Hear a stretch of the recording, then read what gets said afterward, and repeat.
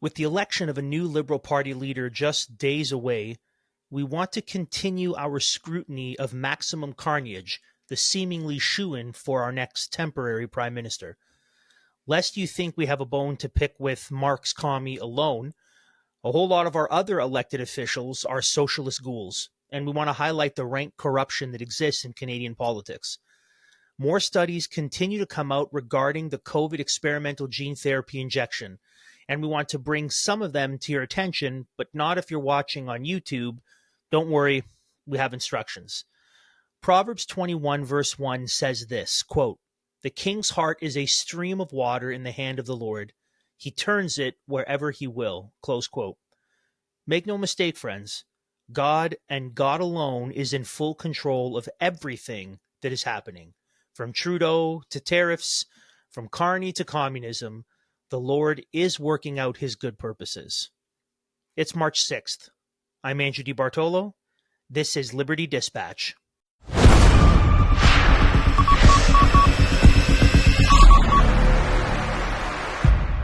Friends, welcome to Liberty Dispatch, where we, of course, bring you conservative Canadian news and analysis from an unapologetically Christian perspective.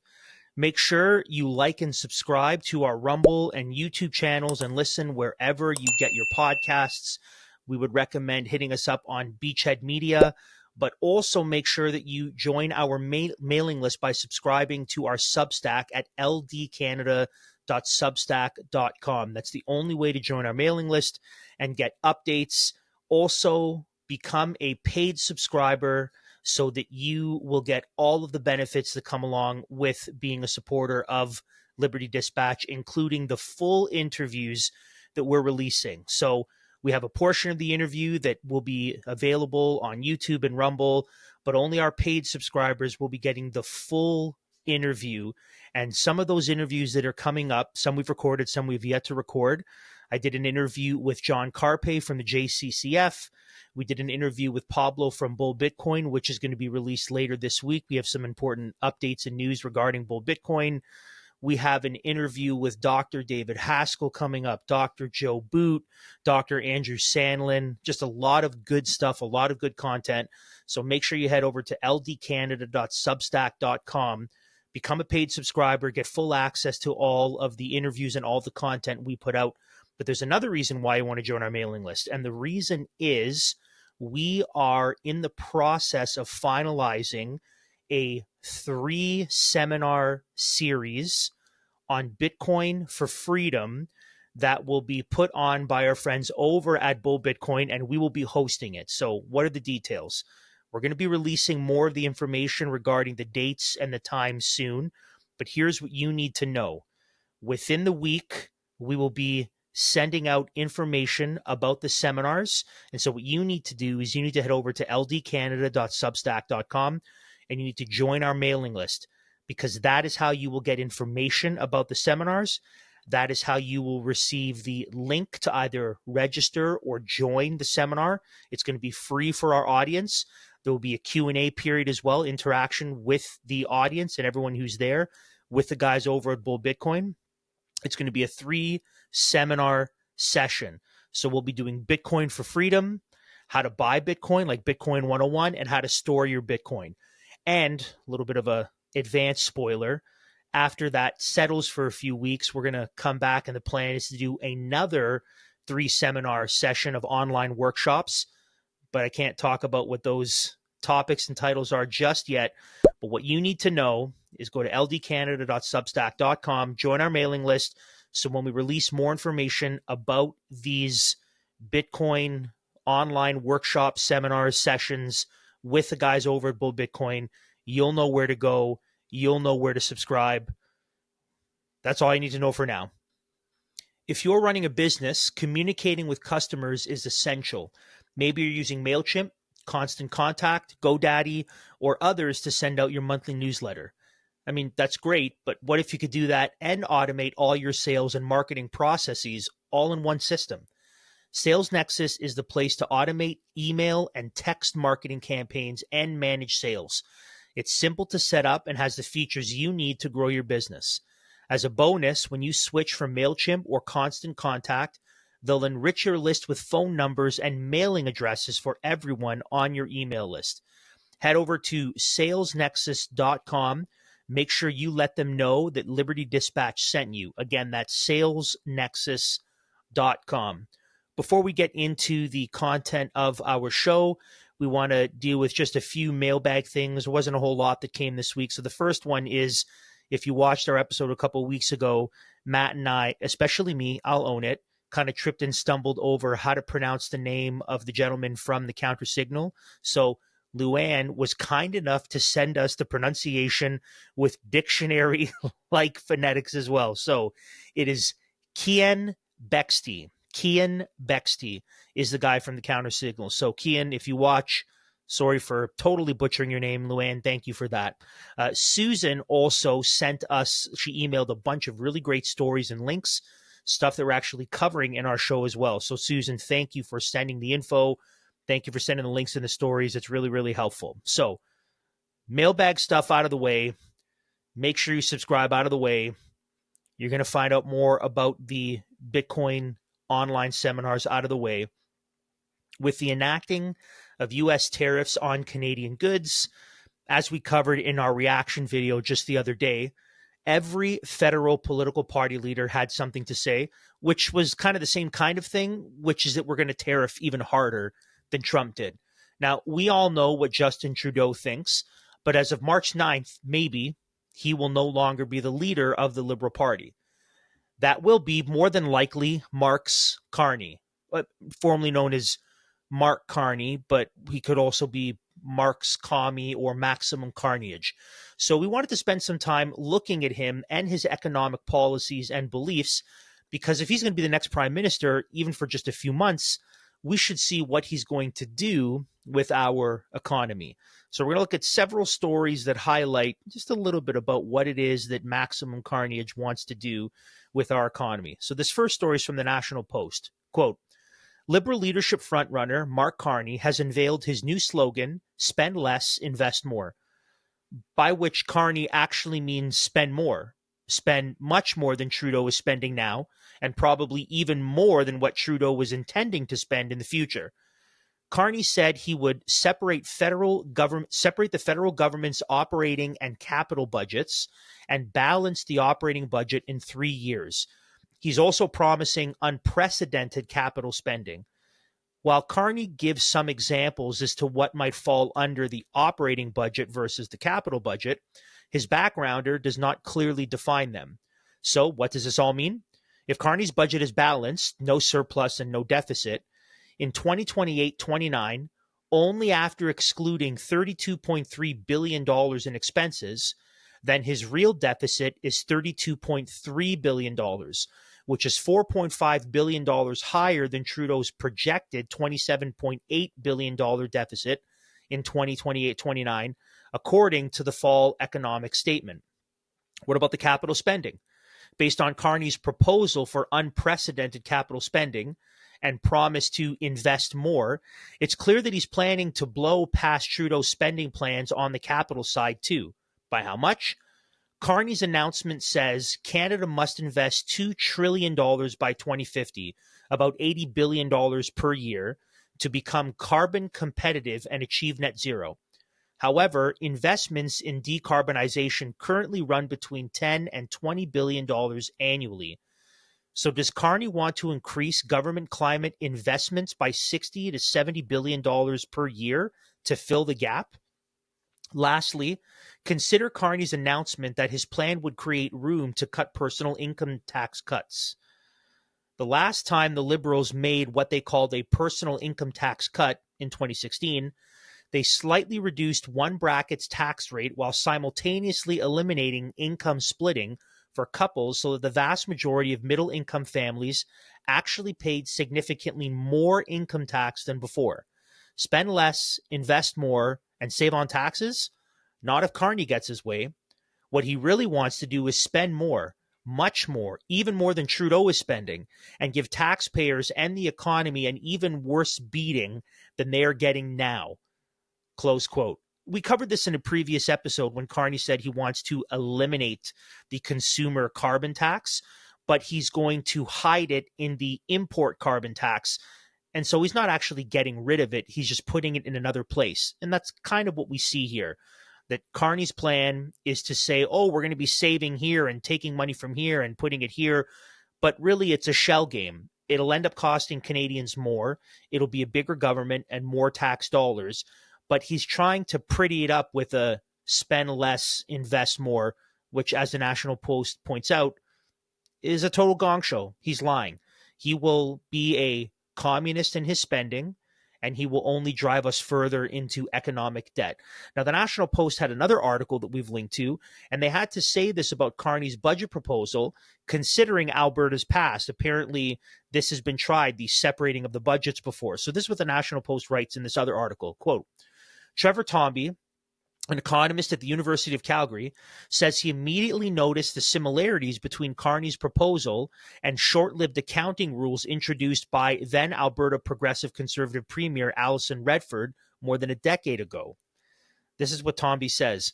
When you ditch consolidated spending figures and sort everything into these different buckets, that becomes a problem because it makes it difficult to get a full financial picture. It's fair to say that Redford made choices to hide the deficit. That's what Tomby said. Multiple scandals surrounding Redford's personal use of taxpayer dollars led to her resignation in March 2014, just 2 years into her mandate. Shortly after Redford's departure, 6 former Alberta ministers of finance and Treasury Board presidents wrote a joint op-ed in the Calgary Herald calling on the next progressive conservative leader to ditch Redford's accounting rules and go back to the ones used under Ralph Klein. Now, aside from the terrible budget proposals, we have some deeper issues, including some blaring conflict of interest issues concerning boards of companies of which Carney is a member. Now here's a video of Conservative MP Michelle Rempel-Garner doing just that. If Mark Carney wins the Liberal leadership race on March 9th, Canada could face an unprecedented situation. A Prime Minister who has never held elected office and under a loophole in Canada's ethics laws may not have to disclose his financial assets prior to an election. This raises significant concerns about his potential to influence policy for personal enrichment at the expense of average Canadians, particularly when it comes to a company called Stripe. Mark Carney served as a board member of Stripe, a $65 billion Irish-American payment processor, while also acting as a senior economic advisor to Prime Minister Justin Trudeau. Right now, Stripe is widely speculated to be preparing for an initial public offering, or going public, potentially this year.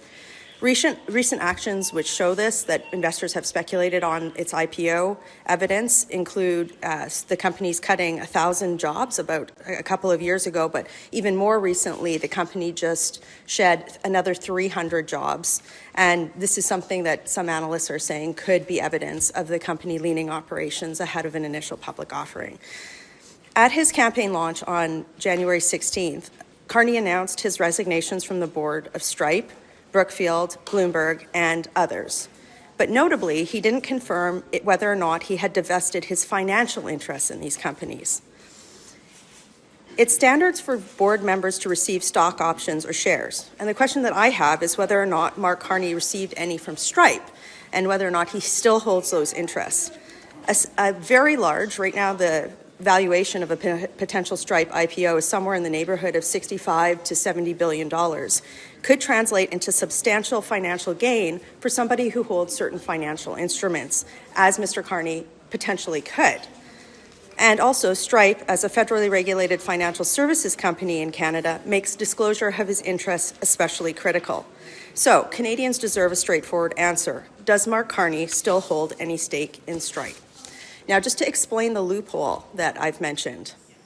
Under Canada's Conflict of Interest Act, public office holders have 60 days to file disclosures and 120 days to finalize them after assuming office. If Carney wins the leadership and then quickly calls an election, it's conceivable that he wouldn't have to disclose his financial interests, such as the one in Stripe, until after an election. And again, this is a situation that the law didn't anticipate. An unelected person who had significant corporate board interests becoming prime minister and then not disclosing his interests ahead of a federal election.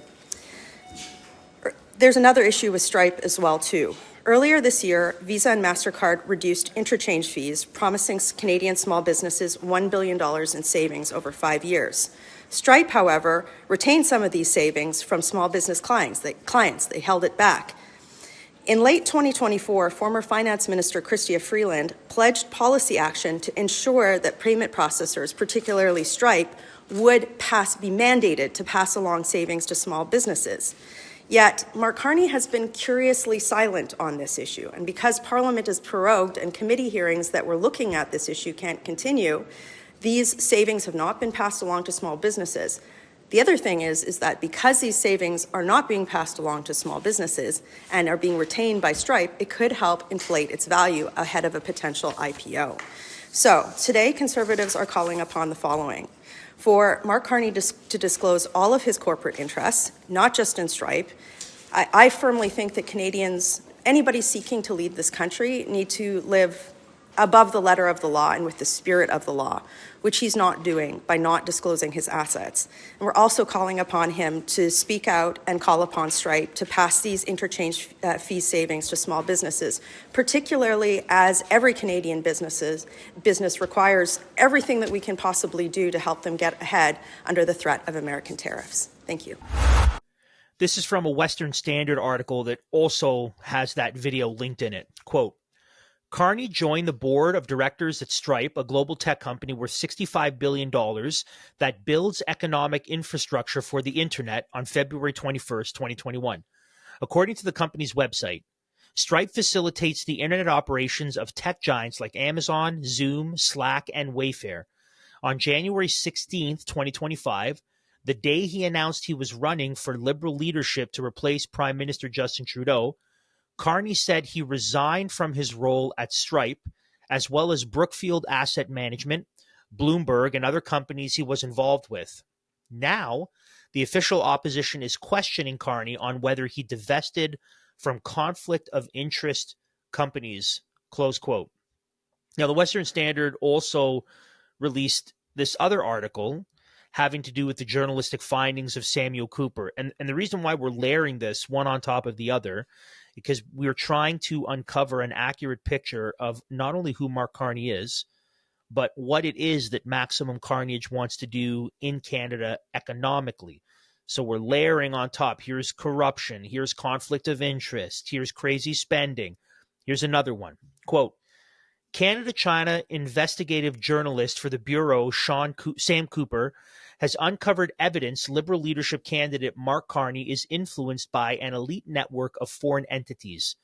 Cooper, author of Willful Blindness, and we covered some of his work in previous episodes, says Carney is tangled up in a constellation of global influencers deeply tied to China's trade and finance arms, particularly the Asian Infrastructure Investment Bank and the World Economic Forum.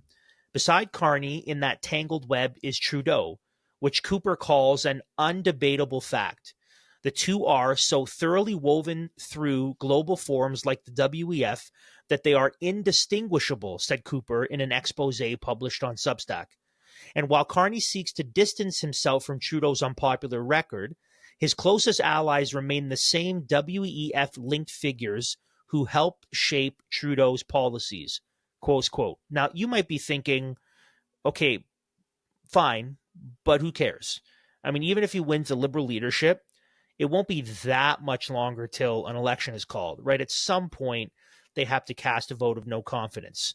And even if they don't do it until the election is scheduled in October of 2025, I mean, that gives Carney, 8 months, 7 months as prime minister? How much damage could he do that can't be undone once Pierre Poilievre and the Conservatives swoop in and save the day? Well, it does matter. And the reason it matters is, depending on who you ask, depending on what polls you think are valuable, and depending on the change in the cultural winds, Carney is actually leading in several polls over Poilievre. Okay, this is a wild piece over at Cult MTL. And we're going to show a picture here of the actual graph and the polls so you can see what we're talking about. And the article says the following. Carney has a considerable advantage over Poilievre as the more trusted candidate to take on Trump. According to a new study by the Angus Reid Institute, Liberal leadership candidate Mark Carney is considered to be the best option for Prime Minister to negotiate with the Trump administration, ahead of Conservative Party leader Pierre Poilievre by 9 points. Nationally, Carney sits at 43% support, followed by Poilievre at 34%. Mark Carney also leads Pierre Poilievre in net favorability by 28 points, as unfavorability of Poilievre reaches an all-time high, close quote. So again, this might just be a psyop. This might be it's only lefties that are being polled. It may be that there is a shift in Canada. It may be that Canadians are thinking, well, we do think that Carney will be a better option to fight the big bad Donald Trump, because Poilievre is just another Trump. He is just the Trump of the North. And so we don't want that. We don't want the bully with the tariffs and the orange man bad. So we actually don't like Poilievre, and we don't like Trudeau, which is why we were prepared to abandon the Liberal Party. But we like Mark Carney. He's more measured. He's statesman-y. He's close to the center. He's a businessman. He doesn't have the same sort of scandals of groping reporters and blackface and all that sort of stuff. So maybe these same Liberals that were all polling for Poilievre have come back and said, no, we prefer Carney to Trudeau and to Poilievre because we don't want another Trump. It may be the case. I mean, we're going to find out soon enough, but it warrants some further investigation, because if Mark Carney is who Sam Cooper and the National Post say that he is, and who Matt and I have been saying he is, and that's really who he is, then what if his favorability continues to increase, and what if these polls are accurate? Even Ruba Subramanya over at the Free Press had this to say. She wrote an article recently and was titled, quote, "Will Trump's tariffs rob victory from Canada's Conservatives?" Close quote. And she's obviously not a friend of the Liberal Party, but she's looking at some of these polls saying, maybe Trump and his tariffs will sour out Canadians and they won't like the taste of Poilievre. And so maybe these Liberals and even some Conservatives who aren't big on the MAGA will go that route. So this is what she writes in her article.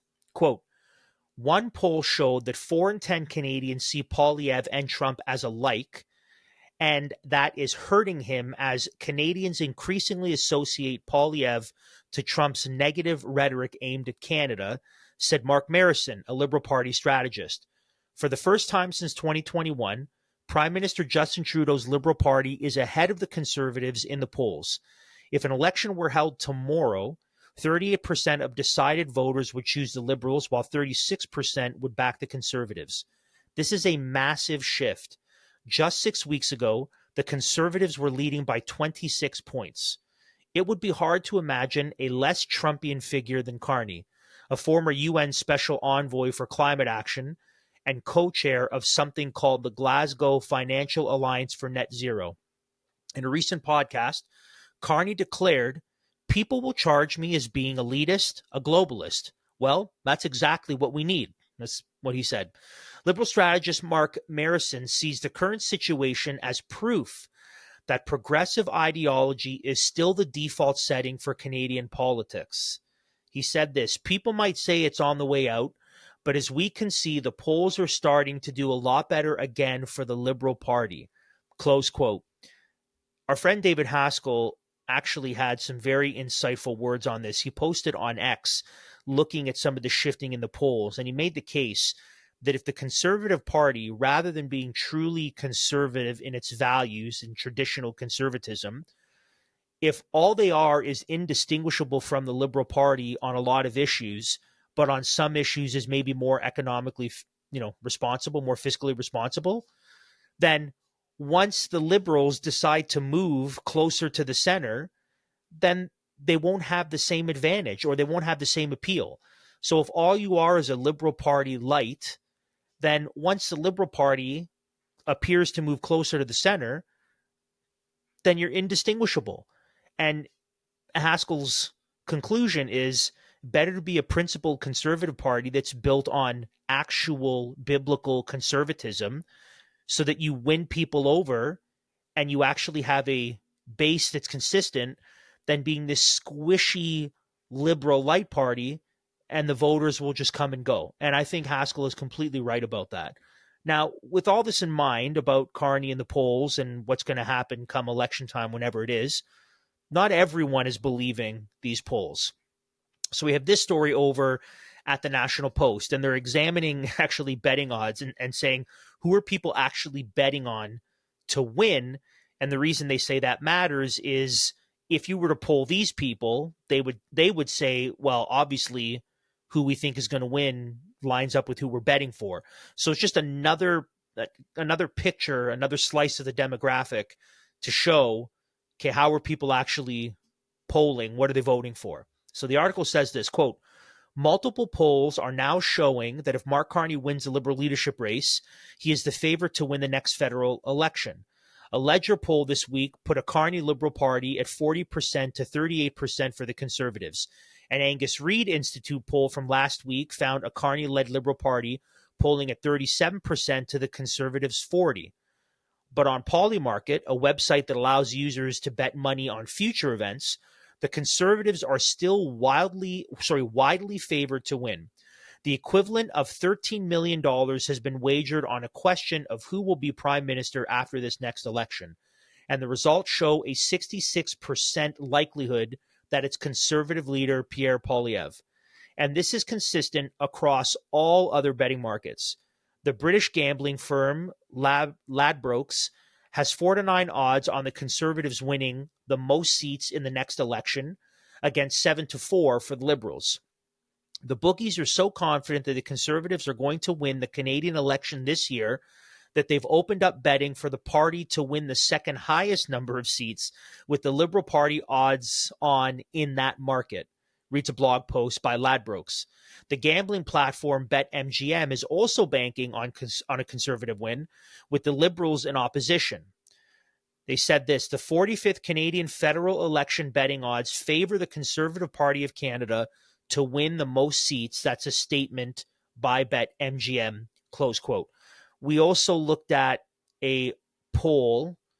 It wasn't Angus Reid. There was a poll that we looked at showing that no, actually, whether it's Carney or Chrystia Freeland or Justin Trudeau, it's still going to be a Conservative win. I can't remember the name of that poll. We covered it an episode or 2 episodes ago. So again, there's conflicting data, but the point of all of this is to let you know and to bring to bear that this doesn't appear to be such a cut and dry, over and done with kind of issue. That I think it's fair to say that all that polling in favor of the Conservative Party, they didn't create new Conservatives, right? And the polling actually has the NDP in a similar place, which means people who are going to support the NDP have not shifted to vote for the Conservative Party. So the huge swell of voters for the Conservative Party came from the Liberal Party, which makes sense. They're tired of Trudeau, the scandals, he's got to go. So you have all these Liberal supporters who now were polling in favor of Poilievre. So once the Liberal Party runs a more moderate, more statesman-y, close to the center, older, gray hair, more stable, kind of not embroiled in these weird social scandals guy like Mark Carney, then all of these Liberal supporters who were going to bank right for Poilievre are now saying, no, we're going to come back into the fold because Carney is not Trudeau. And we also don't like Poilievre anymore because he's the Trump of the North. So whether it's to the degree that the Ledger and the Angus Reid polls are showing, we'll find out. But there has to be a good bit of it. There has to be a good bit of Liberals who aren't principled. So now they're coming back to the Liberal Party because of Mark Carney, because they don't like Pierre Poilievre. I think there's a fair amount of that, and I think enough that it's going to be significant. You might still have a Conservative win. Personally, right now, I still think it's going to be the Conservatives winning, and I think they'll win with a majority. Maybe not a super majority, but I think they'll have a majority government in Parliament. However, that might not be the case. They might not win a majority government. They might be a minority government. And if they do win a majority government, it might be very slim. as opposed to the absolute landslide that I was anticipating just several weeks ago. And all these factors contributing to that, the election of Donald Trump, his tariffs, and Mark Carney as being the guy. And so I don't think it's a coincidence, or I don't think it's by accident that they're pushing Carney, that the Liberal Party's pushing him, because I think he should be the face of the party if they want to have the best chance of winning, because he's new in that he's not like Chrystia Freeland, who's been serving as either an MP or a member of Trudeau's cabinet.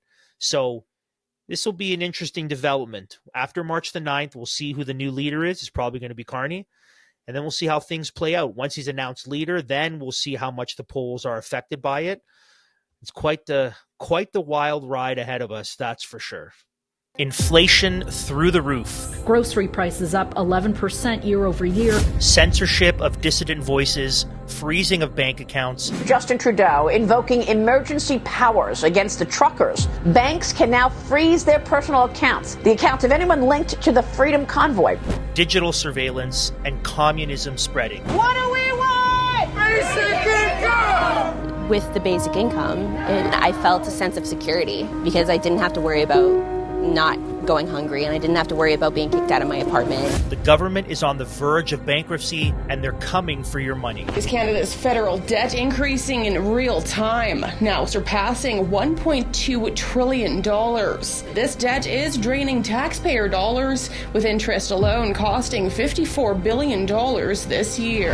It's time to break free and start saving in money they can't take from you. Since 2013, the folks at Bull Bitcoin have one mission: destroy central banking. Bull Bitcoin is the most trusted Bitcoin company in Canada. They empower you to buy, sell, and pay bills with Bitcoin. They are 100% non-custodial, which means that you always maintain full control over your Bitcoin, allowing you to reclaim your financial sovereignty and secure your wealth for the future. Their customer support will assist you throughout the whole process, helping you get your hands on the hardest money ever created. Escape their financial gulag, click on the link below, and start buying Bitcoin today and get a $20 bonus as a listener of Liberty Dispatch. Now, Carney is not the only problem, of course. I mean, we have our own maple swamp here in Canada. And essentially all of our federal politicians, and probably the majority of the provincial politicians, live in that same swamp. If you remember Doug Ford, the Conservative Premier in Ontario, who just won a third majority in a row, first time since the 50s that's happened, surely, after 7 years of power, he will get Ontario spending under control, right? Wrong. This is from the Canadian Pravda Corporation, formerly known as the CBC. Quote, Ontario's progressive Conservatives released a campaign platform Monday with promises of up to $40 billion in new spending and a warning from party leader Doug Ford that a fight against U.S. tariffs would likely plunge the province deeper into deficit. Just great. Tariff-related proposals include a new $5 billion Protect Ontario account, $10 billion in support for employers through a tax deferral, up to $3 billion more in payroll and premium relief, up to $40 million for municipalities hard hit by tariffs, and up to $120 million in increased bars and restaurants' wholesale alcohol discount, close quote. So this feels like pandemic spending again. We got to bail out businesses. It's going to be tough. We got to spend a bunch of money and plunge Ontario into greater debt. And this, by the way, comes at a time when our economy in Ontario is in the dumps. Okay, Ontario is the largest indebted sub-sovereign in the world. Considering the size of our country and our province, that is crazy. And the tariffs, right, are very, very bad, apparently. So all of this is going on. Oh, and by the way, I forgot to mention, Doug Ford announced that he's going to be giving his MPPs more money, that the pay increase freeze for MPPs in Ontario, which has been in place for a while, Doug Ford, after he got elected, notice how he didn't campaign on this. He didn't mention this while he was campaigning, but once he was elected, now we got a ton of money to spend. The tariffs mean we're going to spend more. Oh, and also I'm going to give my MPPs more money. This is from Juno News. Quote, Ontario Premier Doug Ford said he plans to end the 16-year pay freeze for MPPs only days after securing a third consecutive majority government for the Progressive Conservatives. Ford's campaign platform did not include raising MPP salaries or ending the freeze, and thus far he hasn't shared any details about when these changes could come into effect. For 16 years since the 2008 financial crisis, Ontario MPP salaries have been capped at $116,550, close quote. So it's not just Carney, it's Doug Ford. And it's not just Doug Ford, it's the person who sits upon the throne of the Maple Swamp. So here's our former, but interim, but still really leading prime tyrant Justin Trudeau, promising to send more of our tax dollars to fund a war on the other side of the Atlantic to help a corrupt leader. This is from Rebel News. But I know, we all know, there is more work to do. That is why I am announcing Canada will be providing 25 more LAV-3 infantry fighting vehicles to Ukraine. We will be delivering 2 armored combat support vehicles, which Ukrainian forces will be trained on shortly in Germany. Landing systems for F-16s were delivered just 2 months ago, and 4 F-16 flight simulators will be provided in the coming months. And that's on top of the millions of additional rounds of ammunition, components for drone cameras, and first aid kits. We're also dispersing the first installment of the $5 billion in assistance to Ukraine funded through revenues from frozen Russian assets, along with providing a grant to help Ukraine maintain its energy security in the wake of consistent, reckless attacks by Russia on Ukrainian energy infrastructure.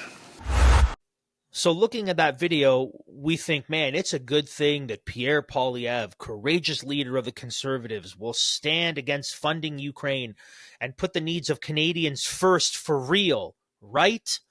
Wrong. It's the exact opposite. This is from CTV News. Quote, Pierre Poilievre has vowed that Canada will always stand with Ukraine as the world marks the second anniversary of Russia's invasion of the country. The federal Conservative Party leader posted on social media today denouncing the tyranny of Russian President Vladimir Putin and applauding Ukraine's unshakable resolve and determination. Prime Minister Justin Trudeau has accused Poilievre of abandoning Ukraine because of the Conservatives' opposition to the Canada-Ukraine trade agreement. Tories have said that they support Ukraine, but they oppose the legislation because the updated deal says both countries aim to promote carbon pricing, close quote. I'll also note here that it wasn't that long ago that Poilievre was criticizing Justin Trudeau for not sending enough money, enough aid, enough weapons, enough equipment to the Ukraine. That's our Conservative Party, and we saw this in our reaction video the other night. Even though there's a conservative-ish flavor to Poilievre's plan and his 7 steps in dealing with the tariffs, it's the same thing, right? Indistinguishable ultimately on a high level in terms of platform and belief and operation. Now, Canada will be getting a high-speed rail system. Isn't that wonderful? Isn't that wonderful? That's what we need right now. In light of everything that's going on, we need a high-speed rail system. This, by the way, again, is to highlight for you the utter corruption and how our elected officials have thoroughly disqualified themselves. Listen how great this is, by the way. Okay, so how wonderful this high-speed rail thing is going to be. This is the perspective from our federal government. Okay, this is from the Prime Fascist office. Quote, Prime Minister Justin Trudeau today announced that Canada is developing a high-speed rail network in the Toronto-Quebec City corridor. This transformative rail network will span approximately 1,000 kilometers and reach speeds of up to 300 kilometers an hour, with stops in Toronto, Peterborough, Ottawa, Montreal, Laval, Trois-Rivières, and Quebec City. Once operational, current travel times will be slashed in half, getting you from Montreal to Toronto in 3 hours. The official name of this high-speed rail service will be Alto. Cadence has been carefully selected to not only co-design and build, but also to finance, operate, and maintain this project. Cadence is a consortium of world-renowned companies with expertise and know-how in the design, development, and operation of large-scale transportation infrastructure. That's a gobbledygook way of saying they're friends of ours whose pockets we want to line, so we've given them the contract. Continuing, Cadence will collaborate and support Alto as work begins on detailed design. Indigenous consultation, of course, you got to make sure there's no mass graves underneath where they dig anything. Land acquisition and the environmental assessments necessary to enable construction. This decision is the result of years of careful deliberations and de-risking, as well as meaningful investment from the government of Canada, close quote. Now, why do we bring this up? So a couple of reasons. First of all, this is not the time to drop $4 billion in a high-speed rail. Certainly, this is not the time for that. We got enough going on in Canada. We got the big bad orange man and the tariffs, according to our elected officials. Our economy's in the dumps. So that's one problem. But the other problem, as we'll see here in this video clip, is a press conference where Justin Trudeau will talk about it. And there's some things he has to say about the high-speed rail contracts and the future of them that matters when we're talking about the corruption of our politicians. Mathieu Dion, Bloomberg News. I see the CEO of CDPQ in the room. In the contract with the consortium, will there be any guarantees to make sure that if there's a successor, you will have a successor, if there's a next government, let's say the Conservatives, won't be able, or it won't be easy for them to stop the project? Listen, this high-speed rail in this country was always going to be a project that would be take long enough to build that it would cover multiple governments at all different orders of government, from municipal to provincial to federal.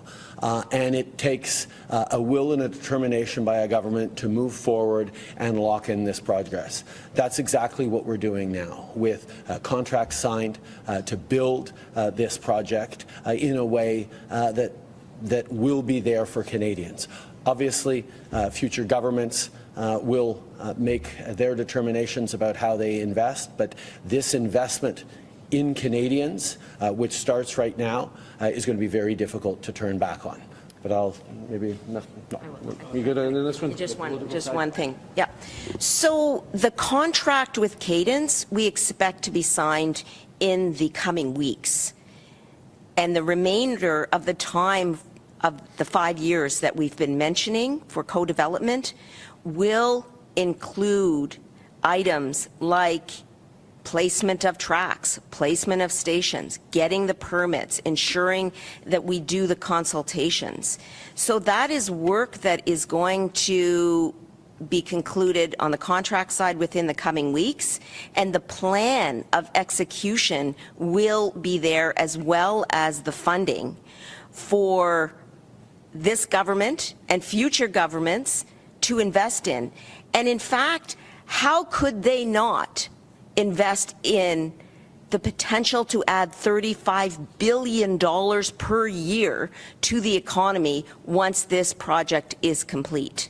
So it's pretty clear that this is a policy option that should be universally accepted regardless of the government in place at the time. So they're going to be writing the contracts in such a way that future governments won't be able to undo them? Sounds a little totalitarian and fascistic to me. Also, how can we move ahead with a $4 billion plan, the largest infrastructure plan in our history, while Parliament is prorogued? Don't we have to debate this in Parliament? Don't MPs have to approve such spending through legislation? Now, these would be the questions you would ask in a free Western country, but in China, these are just silly concerns. Okay, the fact that our federal government can go ahead with these plans and this crazy spending, and there's no debate, no discussion in Parliament, no accountability. It all happens under the cover of secret. Nothing's exposed. this might be part of the reason why Parliament has been prorogued the way that it has been, in order to benefit the Liberal government as they appoint their next tyrant, in order to do some of the stuff behind the scenes. And it seems also that Justin Trudeau is using the tariffs as a justification to continue to be in power and continue to do the stuff that he's doing and delay the election. It seems to be the case. And there was a recent post from President Trump on Truth Social to that effect. Trudeau is using this to his advantage, and the tariffs have given him even more of a reason to continue to rule behind the scenes and be a tyrant, only this time without any of the oversight that comes from Parliament. So truly, top to bottom, the maple swamp of our elected officials is deep and wide in our country. It's hard to find energy or electrolyte drinks, protein shakes, or anti-inflammatories that enhance your workout without defeating their point as they fill you with sugar, chemicals, fillers, and food dyes. That's why you need to try Plexus. Supplements with the highest quality, all natural ingredients that not only avoid the garbage but support your gut.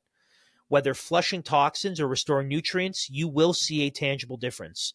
Whether you're prepping for a marathon or day-to-day demands feel like a marathon themselves, these products are clean, nutritional fuel you can trust.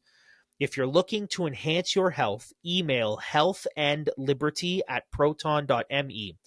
Our friends will be happy to help you to decide whether this is a good fit for you and hook you up with a discount. Again, email healthandliberty@proton.me. For our next segment, you're only going to be able to watch this on Rumble or Substack because YouTube doesn't like these kinds of discussions.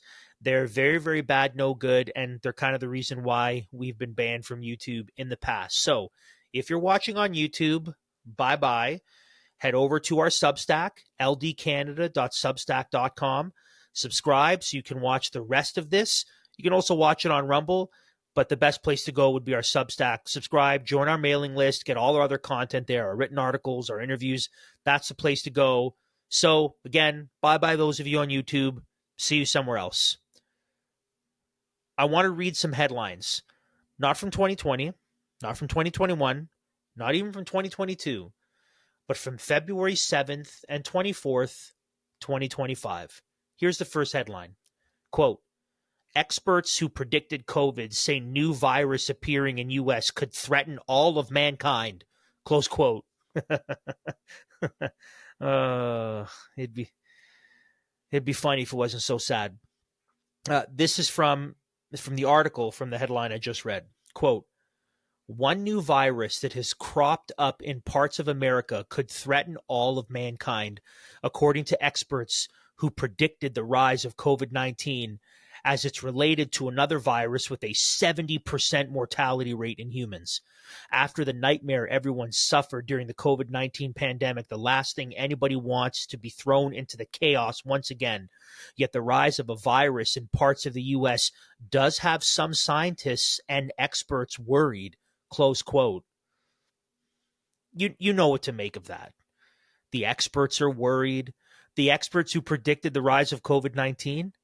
You mean the jokers who had no idea what they were doing and threw numbers out to terrify everyone? They're still at it. 5 years later, they're still at it. How about this? Another headline, okay? We have the links, by the way. You can check them out in the description. Quote, scientists discover new bat coronavirus in China that sparks pandemic fears, close quote. So is this really the bat one? Because the other one was supposed to be the bat one as well, but it turns out it was kind of made first in Winnipeg and then shipped out to the States and then sent over to the Wuhan lab, virology lab. And they said it was a bad thing. Is this a real bad thing? That's what they're saying. So this is from this article. Quote, scientists have shockingly uncovered a new bat coronavirus in China. The discovery has sparked fears that a new pandemic could be on the horizon. Just 5 years after the COVID outbreak spread across the world, scientists have found a new strain of the virus. The new virus is named HKU5-CoV2 and is similar to the virus that causes COVID-19. This particular strain has an ability to bind to the same receptor in the lungs, nose, and respiratory passages that allowed SARS-CoV-2, COVID-19, to infect humans. So there is a chance of what is known as zoonotic spillover, where this virus could also infect humans and go human to human, close quote. I mean, these people they can't let up, can they?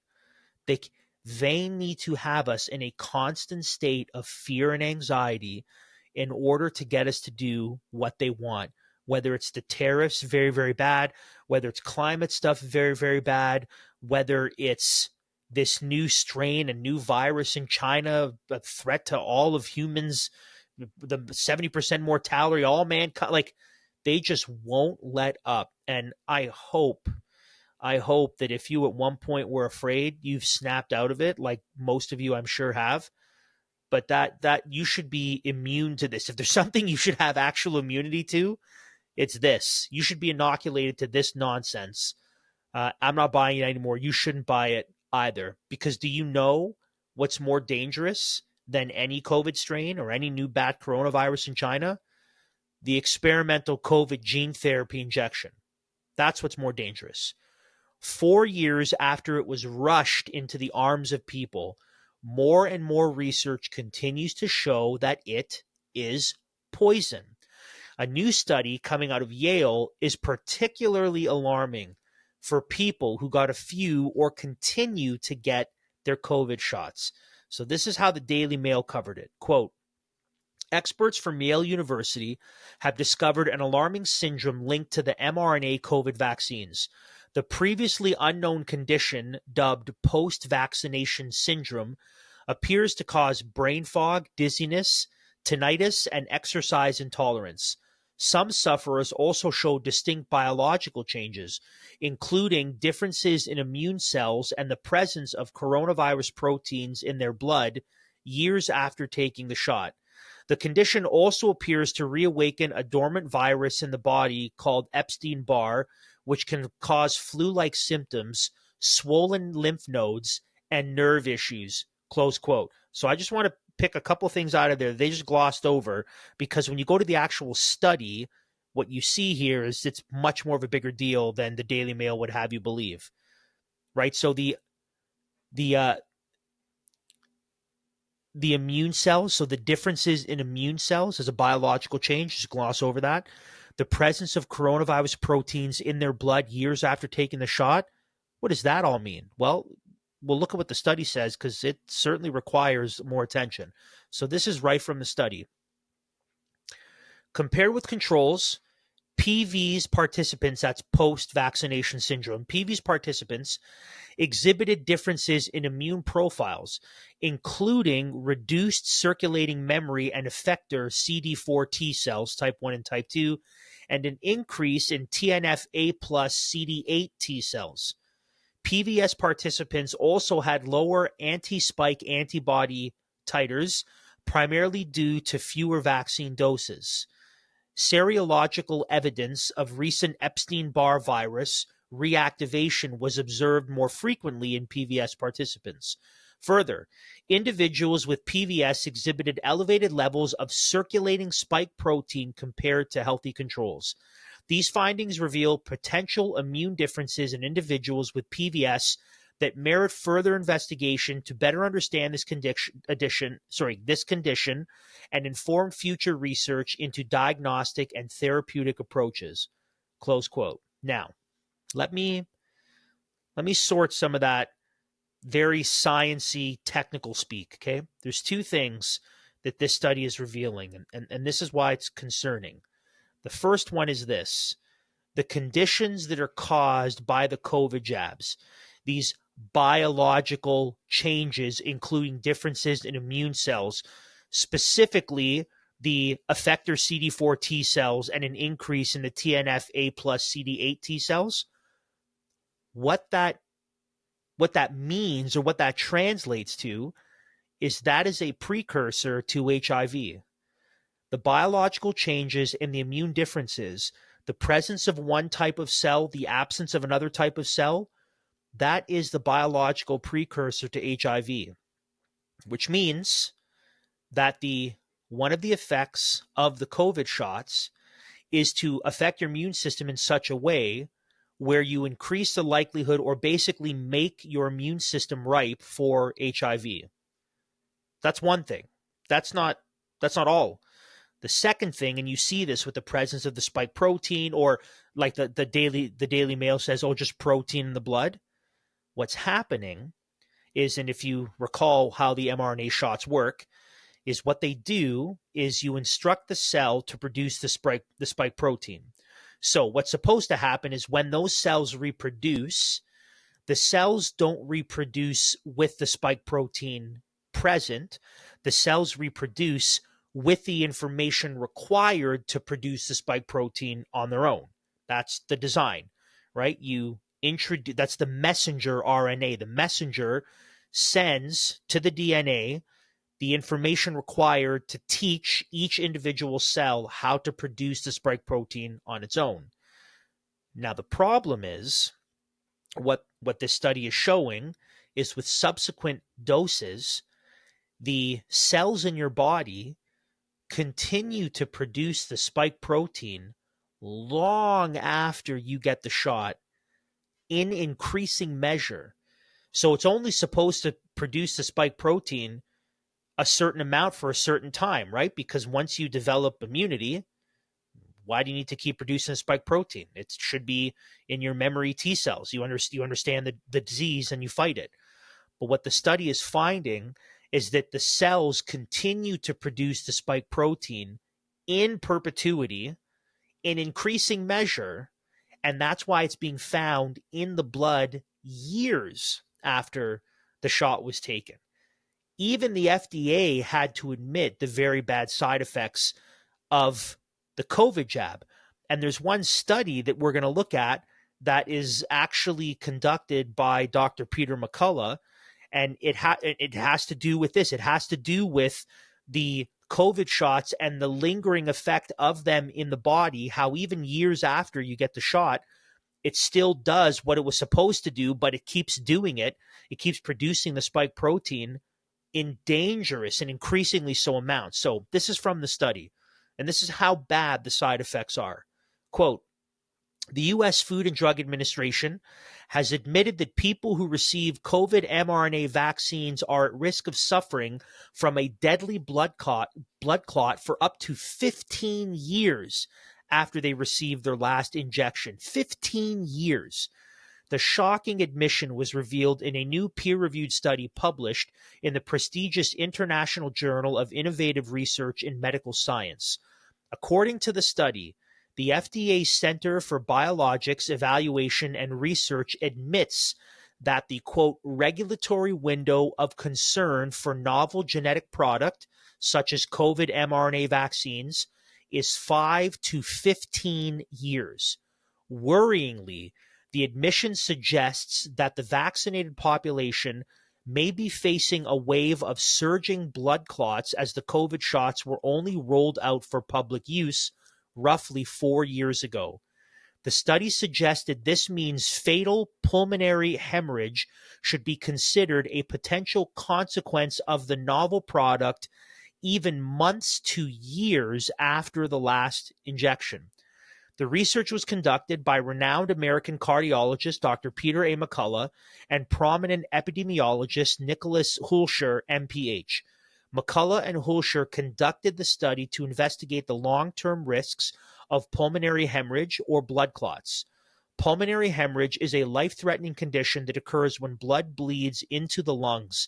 The bleeding causes clots to form in the lungs, leading to hemodynamic instability and fatal outcomes due to suffocation or shock, close quote. I mean, this, by the way, was one of the things that the kooky, crazy, tinfoil hat people such as myself were saying all the way back when these shots first came out. I remember in 2021, so I want to go back down memory lane a little bit. I remember listening to a podcast in 2021 from someone who's not a trained scientist, but very intelligent believer who apparently also had an undergrad in biology or virology, but ended up getting into apologetics and systematic theology. So based on his research, and this is the funny thing about what we've discovered coming out of the COVID era. Like, I'm not a scientist, but I can read. I can read studies. I can read primary source material, and I can reason properly. I can deduce things based on the information. So I don't need to be a scientist to read a study to understand something. So in similar fashion, this believer, he is talking about the mRNA shots in 2021. I think this is before they're rolled out or mandated. And what he was saying is the concern with the mRNA technology is, and he was calling it a gene therapy, right? Genetic engineering actually affecting your DNA. That the problem is if you teach the cell to produce the spike protein on its own, and the cells are reproduced with the information to produce the spike protein, and you actually have to teach your cells to attack their own cells, right? So you have good cells in your body, and then you have bad cells that produce the spike protein, and your good cells attack your bad cells because they have the spike protein. And he's saying, back in 2021, what happens if this grows and grows and your cells don't distinguish? I mean, he was saying, won't this lead to autoimmune disorders, right? Where your immune system either is hyperactive, right? It's working when it shouldn't work, and autoimmune disorders are dangerous. Or the other side of the autoimmune disorder is your immune system kind of shuts down, right? Because now it doesn't know what to do. It's not attacking anything. So everything is fair game. And so he was saying, isn't there a danger of autoimmune disorders because of the nature of the technology? And I remember hearing that thinking, that sounds very reasonable. Again, I'm not a scientist, but that sounds reasonable. Let me look into it a little bit. And what crazies like me were saying years ago was, when we look at the nature of the technology and we look at its history, right? There were studies. You could look at previous studies that they were doing in chickens and showing this kind of technology in chicken populations. And what they were finding is that those chickens that received this technology, they ended up getting sicker for longer and worse than those who were never given this type of mRNA technology. So the information has always been there. It's just not brought to the public, and we're told not to look into it and trust the experts. But back in 2021, I was thinking there could be some serious long-term consequences here. I mean, these jabs could really do a number. And I'm not the guy that thinks you get the jab and the magnet sticks to your arm. I'm not that guy, right? You get the jab and then you put a light bulb at the injection site and the thing lights up. Listen, I'm not talking about that nonsense and grainy YouTube videos with some guy who lives with his mom in the basement. He's covered in Cheeto dust. I'm not talking about that. I'm talking about doing your due diligence, reading primary source material, reading studies, reading the peer-reviewed literature, looking at studies that we have that go back 5-10 years. mRNA technology is not new. It's being used in humans for the first time, but it's not new. We have this information. Same with masks. We have a long record of information. People were looking at this stuff and really scrutinizing the scientific material and saying, it appears that there could be some long-term consequences here.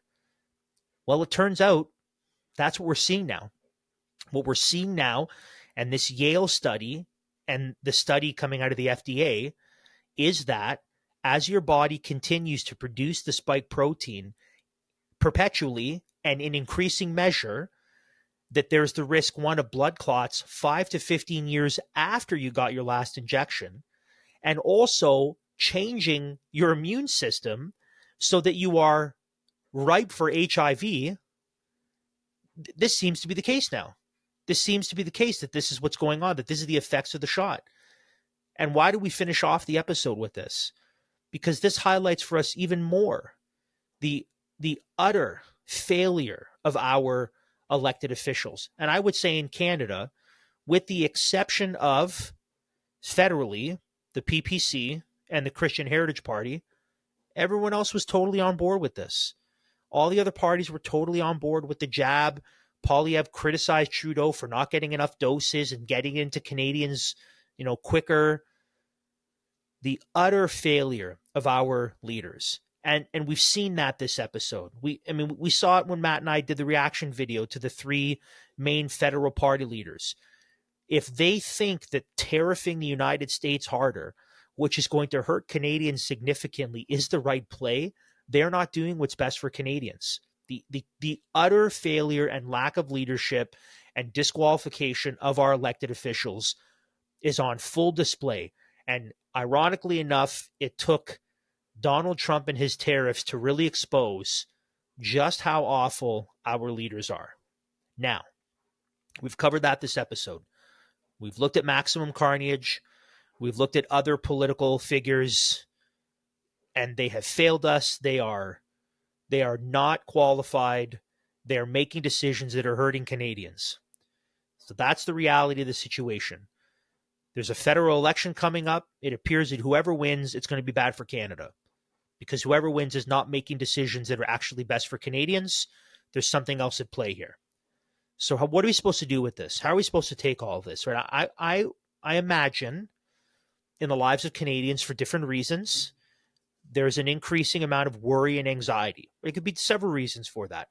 One of those reasons could be perhaps you are a business owner or an entrepreneur, and your business, I was just having coffee with a guy from my church just yesterday, that he works for a company that 80% of their product is sold back in the United States, and more than 50% of what they buy, the materials, they import from the States. So they're importing materials from the United States, and they're exporting 80% of their products to the United States. So maybe you're someone who owns that business or works for that company, where you're saying, so now my company is going to spend way more money importing materials, and because we'll be tariffed, we'll be taxed on the way out, less people will buy it. So it'll cost us more to make it, and people will be less willing to buy it in the States. They're going to think more locally. So if you're that business owner, if you're that employer or employee, you're thinking, what about my job? Is my business going to go under? Can I sustain? Are there going to be crazy layoffs? So maybe you're thinking that. What about that? Or you're just in general, you're thinking, hey, I know the amount of stuff we buy from the United States, right? Our ketchup and our Frank's Red Hot and my car and my fridge and my computer and my phone. And so even as just a regular consumer Canadian, I'm looking at this thinking everything's about to get a lot more expensive. What are we going to do? How are we going to manage? How are we going to afford it? Things are already difficult. So I don't say that as someone who's removed from that. And we're not rolling the Benjamins in the DeBartolo house, right? So I understand the reality of where things are at economically and the tough decisions that are going to have to be made. So I don't say this as an elite driving a Bugatti who's not worried about any of this.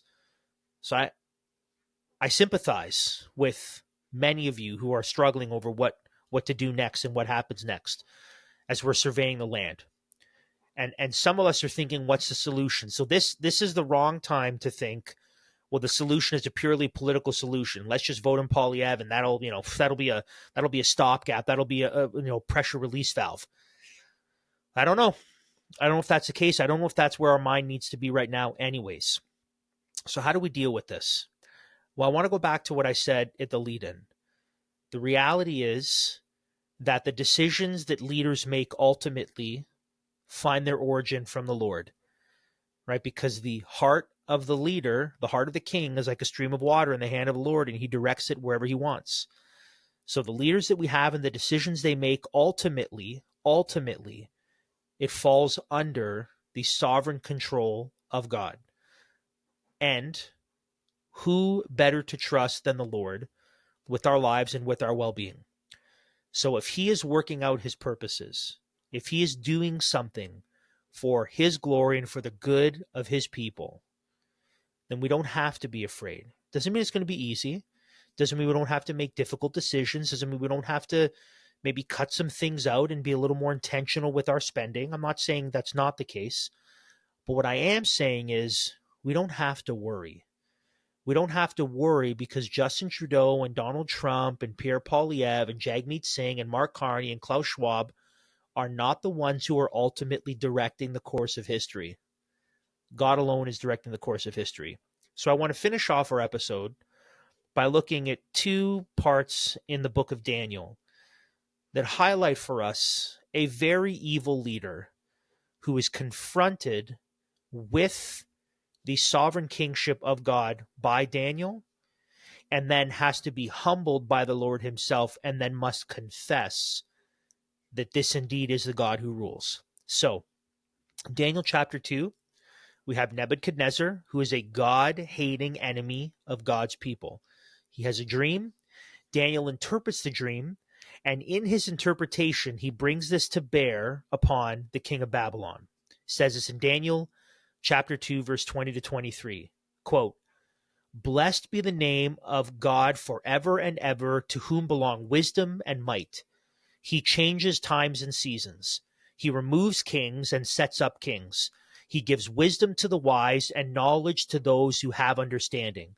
He reveals deep and hidden things. He knows what is in the darkness, and the light dwells with him. To you, O God of my fathers, I give thanks and praise, for you have given me wisdom and might, and have now made known to me what we asked of you, for you have made known to us the king's matter." Close quote. He sets up kings. He brings them down. He changes times and seasons. He directs all of human history. So whatever happens today, tomorrow, next month, next year, the Lord is the one who's directing history. He is the one who is setting up rulers and taking them down. So we can trust him, can't we? Can't we trust him to do what is good? Can't we trust him to take care of his people? Right? Seek first the kingdom of God and his righteousness, and all these things will be added to you. God will take care of his people. He clothes the lilies. He gives the sparrows food. Are you not of more value than these? Of course you are. God will take care of us. God will give his people what is needed to do what he has commanded us to do. He might give us more. He'll never give us less. There's no need to worry. There's no need to worry. And I don't say that like, oh, everything's going to be peachy. I'm not saying that. But I'm saying if we worry, what we are doubting is the power and the purpose of God. That's what we're doubting. We're doubting the fact that God is free to do what he pleases for his glory and the good of his people. And we've actually been set free from the bondage of worry, right? To worry and to be afraid in an unbiblical manner is slavery. That's putting chains on yourself. That's being enslaved to the fear. We've been freed from that. We've been freed so we don't have to fear anymore, but we can trust God. A couple chapters later, after Nebuchadnezzar defies God and he attacks God's people and throws Daniel's friends in the furnace, God humiliates the Babylonian king. And Nebuchadnezzar had no choice than to confess this in Daniel chapter 4, verses 34 and 35. Quote, "At the end of days, I, Nebuchadnezzar, lifted my eyes to heaven, and my reason returned to me. And I blessed the Most High, and praised and honored him who lives forever. For his dominion is an everlasting dominion, and his kingdom endures from generation to generation. All the inhabitants of the earth are accounted as nothing, and he does according to his will among the host of heaven and among the inhabitants of the earth. And none can stay his hand or stop his hand or say to him, 'What have you done?'" Close quote. So this is the evil enemy of God's people. He has no choice but to confess that God does what God pleases in heaven on earth, in heaven above and on the earth below. No one can stop his purposes, and no one can say, "Why have you done what you've done?" Friends, there's no need to worry. There's no need to worry. If we love and pursue Christ, if we obey him, if we live as free people that have been freed from sin and freed from the law, if we trust him and pursue him and obey him, if we lean into brothers and sisters in Christ, if we commit ourselves to his word and to worship, we can trust that he will give us everything we need to do what he's commanded us to do. So we don't have to worry about evil kings and evil rulers and evil policies. We don't have to worry. We've been freed from worry. We don't have to be anxious because God will take care of his people and do what is good. He will accomplish all his good purpose. So I want you to be encouraged. You need to be aware of what's going on. We can't sugarcoat it either. This situation, it looks like some dark days ahead for Canada. Economically, it's a raging dumpster fire, and buckets of lighter fluid are being poured onto it by our elected officials. So we can't gloss over that reality. but God's greater than all of it. And he's accomplishing his purpose, and he's directing all of history. So we don't have to worry. We don't have to be afraid. We don't have to be anxious. He has freed us from that, so we can live as free people. Okay? We can live as free people. Just as we wrap up, a couple quick reminders. You have to head over to ldcanada.substack.com. Join our mailing list by subscribing. And don't just subscribe and join our mailing list, but please consider becoming a paid subscriber.